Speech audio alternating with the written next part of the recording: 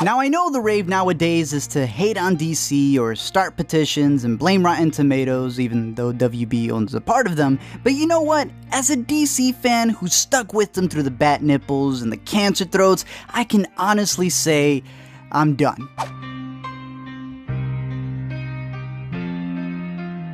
You know, being a big comics fan myself, I never really understood why there's been a clash between Marvel and DC, especially when it comes to their movies. I mean, it's not like they're sports teams and you can only like one. I'm just happy that we're getting good comic book movies on the big screen.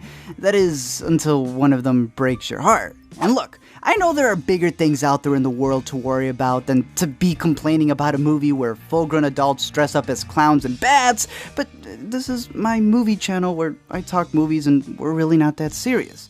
That being said, this movie hurt me more than when my dad left, which is crazy because I was one of those people who doesn't respect cinema because I had fun with BVS. I do think Snyder has problems when it comes to narratives and public speaking, but visually it looked cool, and that's not a bad thing. I liked Batfleck, I laughed at the Martha memes that came out, but actually liked seeing a broken Batman see himself become the killer that turned him into the Bat. But Suicide Squad? Bro. And look, I'm not even getting money from Disney. Disney gets all their money from me. And it also isn't like I had masterpiece level expectations or that I was just disappointed.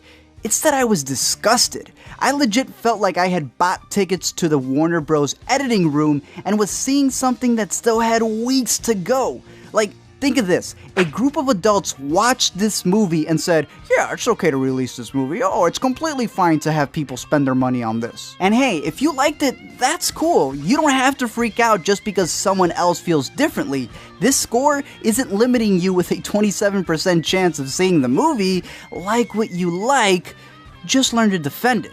These type of comments don't really prove a point, even if you agree with them, because believe it or not, you can actually use words to defend and back up your opinions.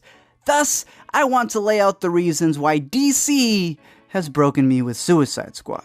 See, if there was ever a movie that could help DC out of the slump that they're in, it would be the one based off of villains, right? I mean, DC is known for their rogues gallery, we just had an anti-hero break records, the movie has freaking Oscar winners in it, yet this movie sucked more than a vacuum cleaner. And while, like I said, critic scores don't have to reflect your own thoughts on a movie, you also gotta understand how they're viewing it. They're not gonna give it a 5 out of 5 because Margot Robbie was wearing booty shorts or because we fanboy out when Batman shows up. They also have to put their biases to the side and judge a movie, well, as a movie. I get why they panned BVS, yet I myself still enjoyed it. Here though, I was 100% with their 27%. Oh, but ATZ, you don't understand what goes behind the scenes with these movies. They work really hard. They have thousands of people working on them. I know. That's why I'm wondering why this was the final product. It should have been better. Look, just breaking it down from the critical standpoint, we see a lot of technical negatives. For example, how are you going to have the tone switch all over the place? From it being sort of a noir film, to then an acid trip rap video, to a mini Kill Bill movie, to a movie dealing with archaeology, to a Escape from New York. Like, there's so many tones, it just doesn't make sense. It starts feeling like those fan videos that people upload where it's just a mashup of different clips from different sources, and you know they don't go together, but it's cool because it's a fan video. Well, this is actually a real movie. And I think that if all of these things were separate and built up upon, they would have worked. Instead, they just mashed them all together. For example, the music. I like all the songs, most of you like all the songs, and they're fine to listen to, just not when they cram all 20 gigabytes of music into the movie. Like, the movie's just a greatest hits of now that's what I call music, and it just doesn't make any sense and doesn't go with the tone of many of the scenes. I like Slim Shady, he just doesn't fit in the scene. They also continue to struggle with the whole show, don't tell. People didn't like the computer scene in Batman v Superman because it felt lazy, and even I was like, come on guys, it's possible that a scenario to introduce DC's biggest heroes could be used through a flash drive, but seeing the dinner scene in Suicide Squad, it just shows me that they are going way too lazy on this. I mean, they practically just sat down and revealed each character's details like they were reading off trading cards. It's even simple things like, I don't know, not hiring a trailer company to edit the final cut of your movie. Well, this was my final cut. It's my vision. Really? You just shot all these extra scenes for your own pleasure? And at this point, I would say, look, I'm not trying to nitpick. I do let things slide. It's a movie with a freaking human crocodile as a part of the group. But when the problems just pile up, you can't ignore them all. I mean, let's break down the characters, starting with the most developed. Johnny Tsunami's grandpa. There was also Harley Quinn, who I think as a character is a lot better when she's animated, because then you just get a full-grown woman acting like an 8-year-old. Harley Quinn, nice to meet ya. Love your perfume. What is that? The scent of death? And I love Margot Robbie, but one flash of her falling for the Joker and the accent that comes and goes and booty shorts aren't enough. Is this really all some people need to love her acting? I've had pancakes at IHOP that stack higher. The fact that she gets chosen to fight demons also makes no sense, considering that her only weapon is a handgun, which she rarely uses, and she mostly just fights with a baseball bat against metahumans and demons. Like, is she doing all pros in prison or something? Speaking of, where are all the people in Midway City? Like, they evacuated everyone even more than they did in BVS, and that was a little island. This is an entire city where you don't even see a homeless man passing by. And I know it wasn't the military that evacuated them, because they had this dude who went, Amanda, I see Harley is escaping, but like, the app isn't working, and I know she's right behind me and I have a gun, but Amanda, please, what do I do? There's even a scene where the squad pulls up and finds Harley after they all thought she was dead, and they just go, oh, hi, how you doing? Then there's Jared Leto, who, this dude looked like that guy at Comic-Con who's just trying way too hard. He's like the juggalo who they sent to get all the Faygo six-pack. He's that 40-year-old manager at Hot Topic who goes through a midlife crisis. The dude looked like Nosferatu at a rave. The dude looked like a prop in a rap Oh, he was. And we all know Leto is a great actor. He just didn't have to go through all of that stuff. I mean, why is he at the club bumping with Skrillex and Rikishi? Why does he smile like a daddy's little rich boy after trying shrooms for the first time? And granted, while we didn't get enough time with him, the biggest thing that has bothered me is people thinking that they're hashtag relationship goals. Dudes, it's an abusive relationship. She has Stockholm Syndrome. He threw her into a vat of acid.